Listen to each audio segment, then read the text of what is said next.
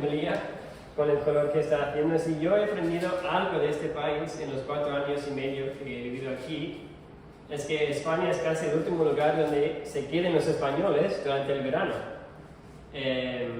Sí, gracias a esos 3 españoles en la primera línea están con nosotros, porque la mayoría están fuera. Pero las estadísticas nos dicen que los españoles realizan unos 24 millones de viajes cada verano.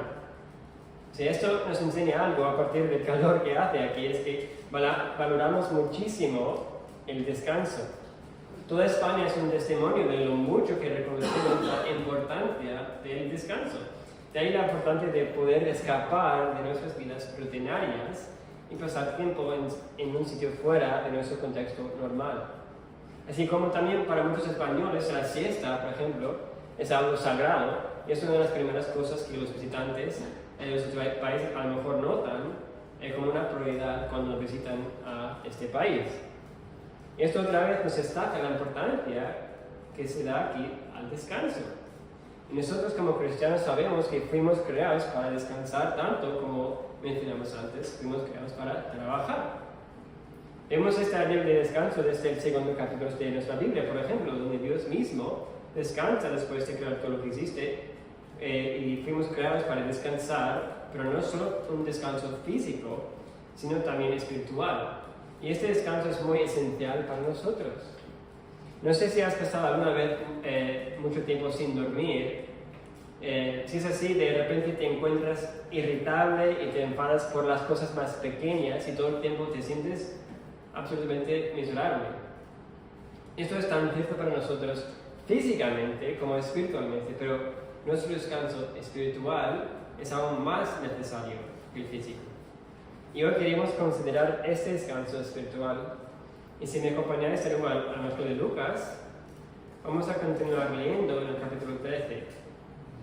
Me puedes seguir aquí en la pantalla o en vuestros móviles, o estar en la versión de las Américas. Estamos en Lucas, capítulo 13, empezando en el versículo 10 al 13. Y dice la palabra del Señor. Jesús estaba enseñando en una de las sinagogas un día de reposo. Y había allí una mujer durante 18 años. Había tenido una enfermedad causada por un espíritu. Estaba encorvada y de ninguna manera se podía enderezar. Cuando Jesús la vio, la llamó y le dijo: «Mujer, has quedado libre de tu enfermedad». Puso las manos sobre ella. Al instante se enderezó y glorificaba a Dios. Así que Lucas nos presenta toda esa escena con una frase simple. Empieza diciendo que Jesús estaba enseñando en una sinagoga un día de reposo.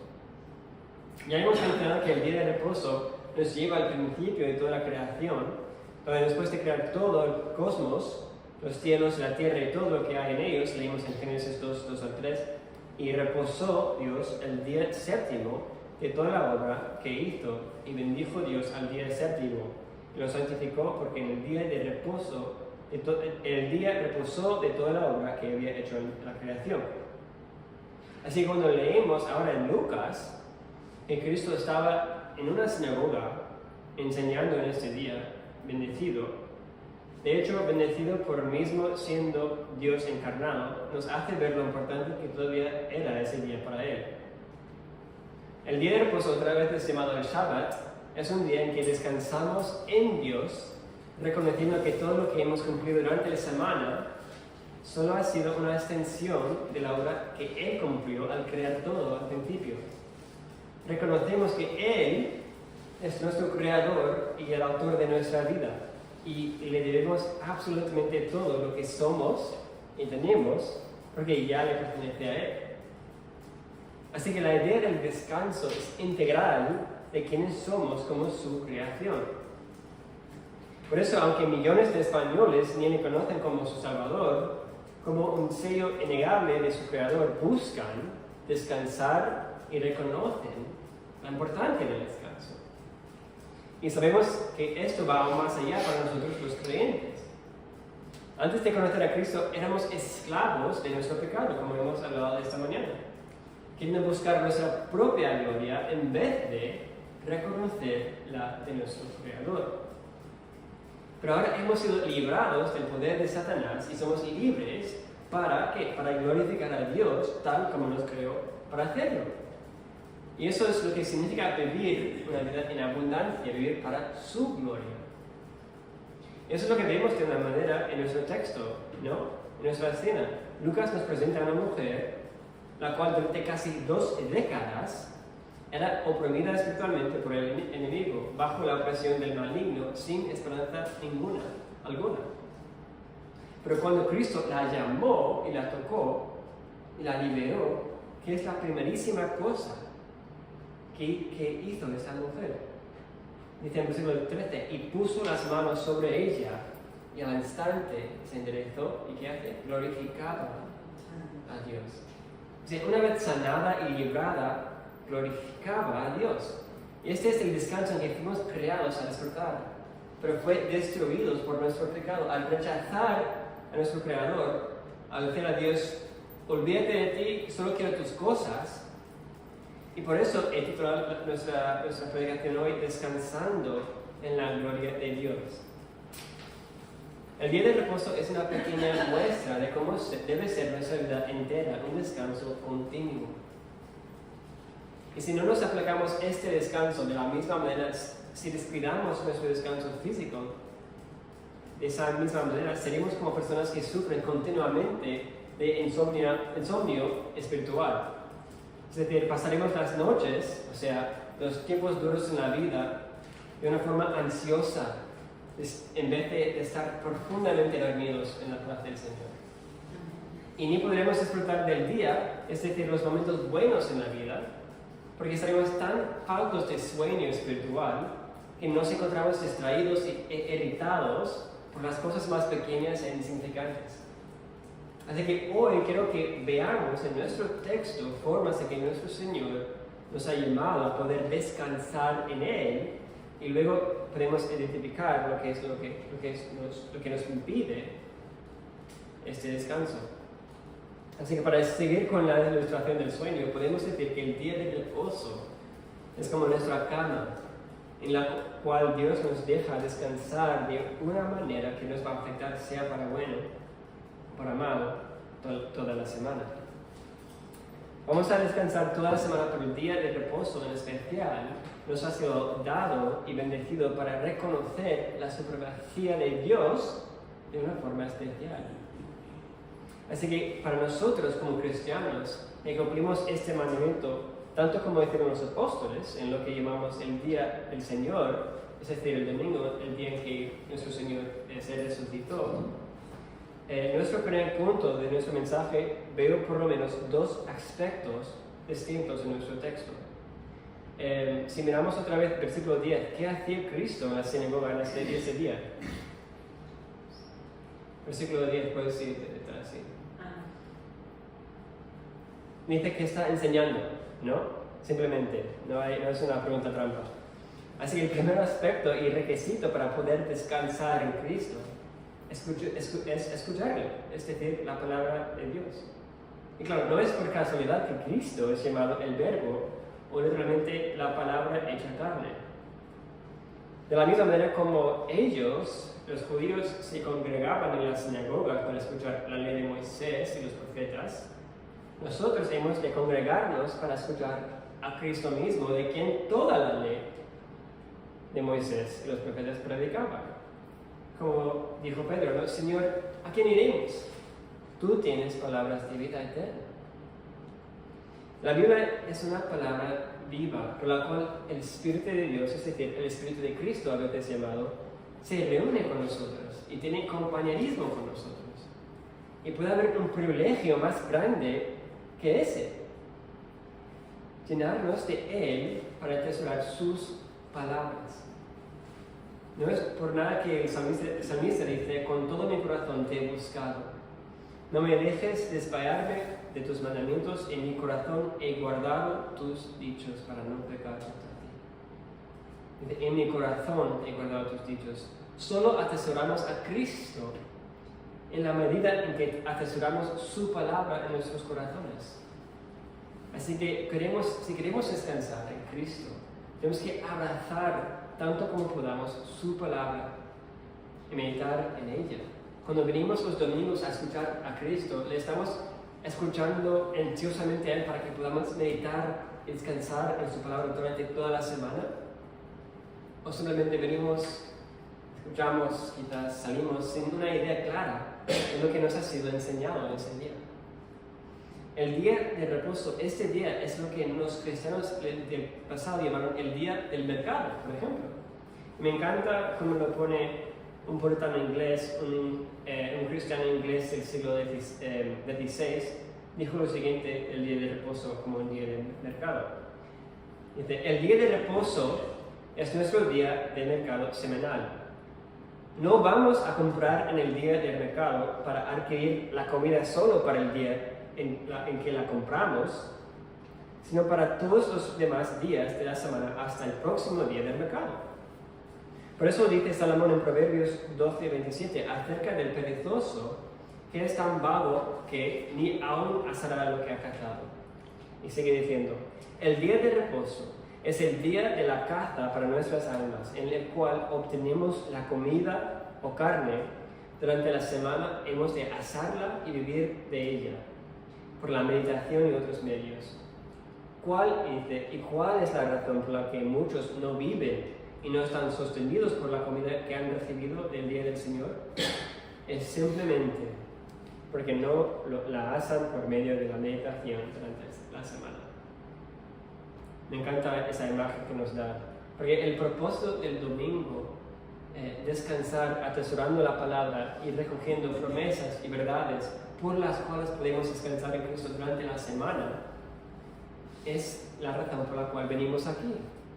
Pero si no aprovechamos este gran día para separarnos de nuestras labores y rutinas, para simplemente meditar y gozarnos de la realidad de nuestro Creador, como hemos cantado ahora, no nos debe sorprender que durante la semana nos encontramos a veces con apatía y sin poder enfocarnos en el gozo de nuestra salvación.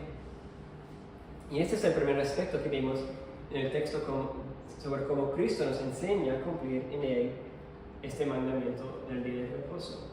El segundo aspecto de este primer punto es responder de la misma manera como reaccionó la mujer del pasaje al expresar la gloria que había experimentado. Dice el texto, como vimos antes, que ella glorificaba a Dios. Y cuando nos congregamos en el día de reposo, venimos a experimentar la gloria de nuestro Creador, escuchándole a Él. Somos transformados por esa palabra, tal como lo fue esa mujer. Y luego expresamos con nuestra vida lo que hemos experimentado. Es decir, hemos conocido al Dios de gloria, hemos conocido a Cristo. Y nos ha juzgado y nos ha librado de nuestros propios pecados. Amén. Vemos esto principalmente por medio de la oración y la adoración como una forma de expresar lo que hemos experimentado. No cantamos cánticos porque un día me pareció a mí una buena idea cantar canciones bonitas en la iglesia, sino es Dios quien es el autor de toda la música y la inventó para que su pueblo pudiera expresar y meditar sobre las riquezas de Él. No cantamos para simplemente manipular nuestros sentimientos y dar rienda suelta a nuestras emociones, algo que tristemente se ve en muchas iglesias. No es al meditar en palabras vacías, sino meditando sobre las verdades profundas de nuestro Dios. Y por eso engrandecemos las emociones del corazón, considerando primeramente la verdad de esas palabras con la mente. Y si desconectamos nuestras mentes al adorar a Dios, solo adoramos siguiendo nuestras propias emociones en vez de adorar al Señor. Pero cuando nuestra adoración tiene como objetivo único la gloria y la realidad de Dios, entonces, movidos por el Espíritu Santo, nuestros afectos crecen y adoramos a Dios tanto en espíritu y en la verdad. ¿Cómo hemos de descansar entonces los domingos y por lo tanto toda la semana en Dios? Al escuchar y atesorar su palabra y expresando en oración y adoración las virtudes de aquel que nos amó. Pero a lo mejor para nosotros, aunque todo esto nos parece muy bueno, escuchar el domingo, ir por la semana gozando en esas verdades, nos parece muy bueno, pero una vez que salgamos por esas puertas y volvamos a la vida normal, tenemos poca confianza de verdad que algo de verdad va a cambiar en nuestras vidas. Estamos realmente atrapados en repetir la misma rutina de decirnos que por fin todo va a cambiar, solo para decepcionarnos cuando viene el lunes y la vida sigue igual como siempre. ¿Qué es lo que nos impide vivir esta realidad de poder descansar en Cristo el domingo y por lo tanto vivir por medio de ese descanso durante toda la semana? Y para responder a esto quiero seguir leyendo hoy nuestro texto para ver lo que es nuestro segundo punto en esta mañana, el gran obstáculo de este descanso. Vamos a seguir leyendo a partir del versículo 14. Y dice: pero el oficial de la sinagoga, indignado porque Jesús había sanado en día de reposo, reaccionó diciendo a la multitud: hay 6 días en los cuales se debe trabajar. Venid pues en esos días y sed sanados, y no en día de reposo. Entonces el Señor le respondió y dijo: hipócritas, ¿no desata cada uno de vosotros su buey o su asno del pesebre en día de reposo y lo lleva a beber? Y esta, que es hija de Abraham, a la que Satanás ha tenido atada durante 18 largos años, ¿no debía ser libertada de esta ligadura en día de reposo? Y al decir él esto, todos sus adversarios se alborotaban, pero toda la multitud se regocijaba por todas las cosas gloriosas hechas por él. Lo que encontramos en todos los evangelios es que una de las razones, de hecho principales, por la cual los fariseos querían matar a Cristo, es porque sanaba gente en el día de reposo. Porque Cristo sabía exactamente lo que hacía. Los fariseos no descansaban en Dios ni dejaban a otros descansar en Él, sino que intentaban descansar y confiar en sus propios méritos y juzgaban cruelmente a los demás por no seguirles en su agenda egoísta. Cristo entonces, a propósito, hiere las sensibilidades de estos fariseos para revelar la idolatría de ellos.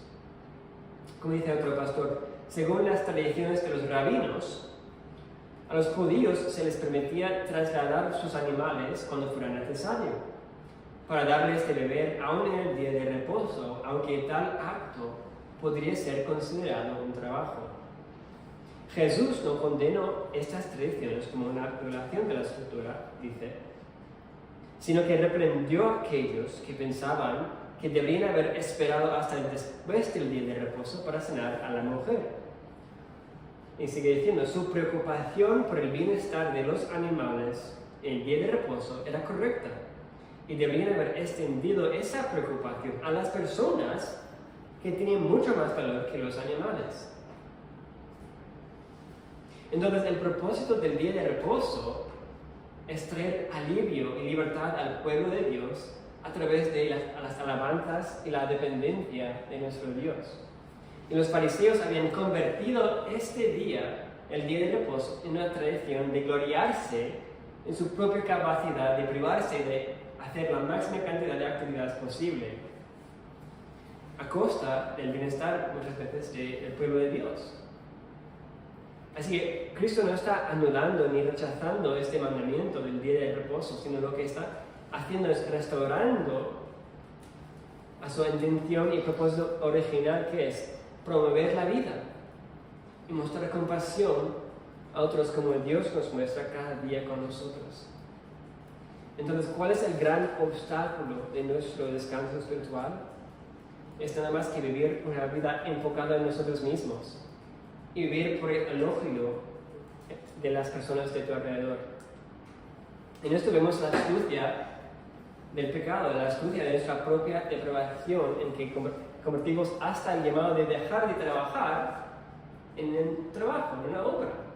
Es increíble, increíble. Nos decía Calvino, ¿no? Que nuestros corazones son fábricas de ídolos, y hasta el llamado de dejar de trabajar convertimos en una obra para destacarnos a nosotros mismos. La persona que está descansando en sus propias obras, quiere ser vista como una persona fiel, más que quiere vivir fielmente con sus ojos enfocados simplemente en Cristo. Aquel que no descansa en Cristo prefiere estar asociado con aquellos que son más aceptados por la sociedad religiosa, en vez de priorizar a las personas que no tienen nada que ofrecerles, nada que ofrecer y mejorar su estatus social. Veamos, por ejemplo, a la mujer en este pasaje. Durante 18 años, dice, esta mujer fue olvidada e ignorada. Además, se ve descuidada espiritualmente. Nadie estaba orando por ella en ese día. Y cuando buscamos descansar en nuestra propia gloria, nos afanamos por ser reconocidos por todo el mundo. Como si esto nos diera paz. Buscamos hacer todo lo posible para llamar la atención de los demás. Todo lo que llevamos puesto, todo lo que hacemos, gira en torno a recibir más seguidores, más aprobación de la gente que nos rodea. Pero miremos a esta mujer. 18 años juzgada, ignorada, maltratada por los demás. Pero ¿dónde estaba después de todo eso? En el día de reposo. Estaba en la sinagoga escuchando a Cristo. Y así como hacia esta mujer, debemos vivir con la confianza de que aunque el mundo nos puede llegar a despreciar totalmente, nuestro Señor tiene sus ojos fijados en nosotros. Me encanta como Cristo le llama después de estar ignorada 18 años, hija, de versículo 16, de hija de Abraham. Era hija de la herencia de todas las promesas hechas al pueblo de Dios. Y no necesitamos ser famosos ni salir en la televisión, no hace falta ser lo que se llama un influencer, ¿no? En TikTok con millones de seguidores. Saber que tenemos toda la atención de nuestro glorioso Creador, todo su cuidado, vale muchísimo más que ser visto y ser reconocido por todas las personas de este mundo. Él es suficiente, Él es nuestro Creador. ¿Cómo reaccionas cuando te sientes olvidado, ignorado? Aún peor, como esa mujer maltratada. ¿A quién acudes cuando te sientes insignificante? ¿Buscas alivio de tu soledad y ansiedad en este mundo al meditar en todas las maneras quizás que las personas que te rodean te están tratando? ¿Y ves cómo estás buscando descansar en algo que nunca traerá el descanso que tu alma anhela? Porque después de enfocarte en las personas, que realmente no es otra cosa que enfocarte en ti mismo, en cómo te pareces a ellos. O es decir, después de buscar descansar pasando tiempo en las redes sociales, en tiempos de soledad o ansiedad, ¿cómo te encuentras? ¿Satisfecho? No, ¿verdad? Sino con aún más ansiedad, un sentimiento de soledad aún más fuerte. Pero vuelve, como esa mujer, vuelve a Dios, da igual cuántas veces te toque volver. Seguramente que esta mujer en esos 18 años volvió a la sinagoga muchas veces a buscar a Dios. Solo las personas que se dan cuenta que no tienen nada que dar a Dios, solo las personas que se dan cuenta que no tienen nada que dar a Dios, sino que todo lo tienen que recibir de Dios, pueden realmente descansar en Dios y escapar de la búsqueda de su propia gloria. Solo es por la destrucción diaria de nuestros propios pequeños reinos que podemos entrar y gozarnos en el reino de Dios, que es nuestro descanso eterno. ¿No es esto lo que vemos de nuevo en el texto? Después de que Cristo humilló el orgullo de los fariseos, ¿cómo reaccionan las personas? En el versículo 17 dice, y al decir él esto, todos sus adversarios se avergonzaban, pero toda la multitud se regocijaba por todas las cosas gloriosas hechas por él. ¿Cuál es el resultado de humillarnos y reconocer la vanidad y descansar en nuestras obras? Aún más regocijo, mucho más regocijo en la gloria de Dios. Cuando volvemos a Él, a pesar de nosotros mismos, encontramos vida y vida en abundancia. Y como esta multitud, esta mujer y esta mujer le glorificamos en la libertad que solo se encuentra al negarnos a nosotros mismos, aferrándonos a Cristo y solo a Él. Y para terminar, quiero mirar cómo Cristo quiere ayudarnos a ver esto con la máxima claridad posible. Si queremos descansar en Él y no en nuestras prioridades, ni en nuestros sueños corruptos, sino solo en Él y su reino, hay que preguntar, pues, ¿cómo será este reino? ¿Cómo será descansar en Él? Si queremos descansar en su gloria, ¿cómo la vamos a reconocer? Y esto es nuestro último punto de esta mañana, reconociendo la gloria en que hemos de descansar.